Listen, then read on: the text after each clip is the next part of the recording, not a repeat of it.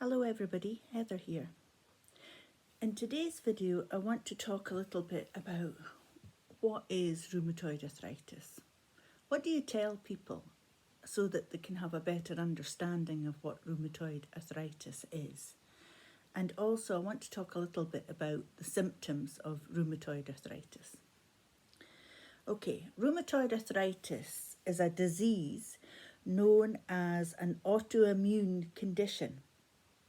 And the best way that I heard describing this was actually it means that your body's immune system has made a mistake and has picked the wrong target in your body. To explain, your immune system is designed to defend your body, and it's designed to fight against infection, and it shouldn't attack your body. But sometimes when your immune system becomes too active, it begins to attack your body. And this is autoimmune disease, and that's what we have. More than 400,000 people, 400,000 in the UK, have rheumatoid arthritis. And the latest figures, according to the World Health Organization in 2021, say that over 14 million people worldwide have rheumatoid arthritis. It affects more women than men, roughly 2/3 more women than men, but men tend to have worse effects than women. It's most commonly you're diagnosed between the ages of 40 and 60, but that's not always the case, and there is childhood rheumatoid arthritis diagnosed. I was diagnosed in my 30s, so I know that that's, I'm one of those that are out with the whole sphere. And as I said, you can get it at any age. It doesn't suddenly decide, boy, you've hit 40 and bang, you're going to get it. So the one thing I will say is if rheumatoid arthritis is not treated, it can cause irreversible damage to your joints. But today, the management of rheumatoid arthritis, and we have got some excellent rheumatoid arthritis teams throughout our hospitals, it's far better than it was even 15 years ago, and I was diagnosed over 20. So rheumatoid arthritis affects the joints and multiple organs across your body. It frequently presents of symptoms of morning stiffness, which can last anything, right up to 2 hours every morning. And sometimes I know that when I've had a bad, or something important that I need to do that day, I've had to get up really, really early to make sure that I'm not stiff, so that I'm able to actually function. We also have tenderness to our joints, swelling, pain on motion, and in my case, I've got a limitation on my motion. My mobility is not so great. And we have difficulty performing daily tasks.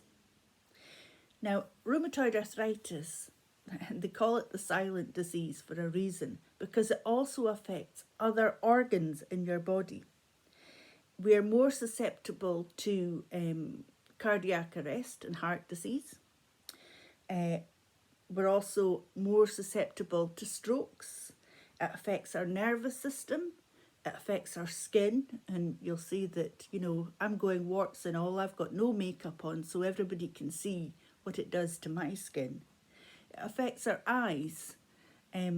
Often I get drops that I put in mine, and it's like a spray pump, which is really good, and I use that every hour, because one of the things that it does do, it causes damage to our eyes and makes them extremely red and dry. It also affects our liver and our kidneys, and that's why we'll all get regular blood tests. Now, if you're on remission, as we call, from the disease, and this can happen from when you're newly diagnosed to getting on your treatment and your treatment is working, you could be on a remission, so you've got no flares, you've got no problems. You might not see your rheumatologist from 1 year to the next. And I know for some people with COVID, it's been particularly bad that people haven't seen their rheumatologist for years, and that's why I say we have to fight, to get what we need for our bodies. The joints that are affected by your rheumatoid arthritis, in my case, it's particularly the hands and the feet and the ankles. But I also have, I've reached the grand old age of 59, so I've also got, as well as the rheumatoid arthritis, I've got the starting of osteoarthritis in my knees.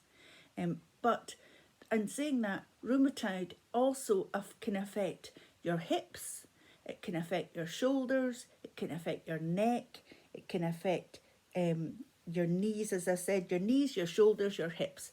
Anywhere where there is a joint, it can be affected. It's important, that one of the big side effects, and I have talked about this a lot, and people don't actually realise, you might not be showing particular inflammation in your hands or your feet or wherever your joints that are affected. And even your blood counts might come back. But one of the huge factors, and I've found this as I've gone on with the disease, is that it's the tiredness. That, you can go to bed and sleep for 8 hours and you'll still wake up absolutely exhausted. And that's if you're lucky to actually get a sleep that long. And as I've said before, I often am awake the majority of the night and haven't really slept. So you don't feel refreshed by it. It really is. The fatigue is one of the worst things. Never mind the pain. And you're constantly taking painkillers.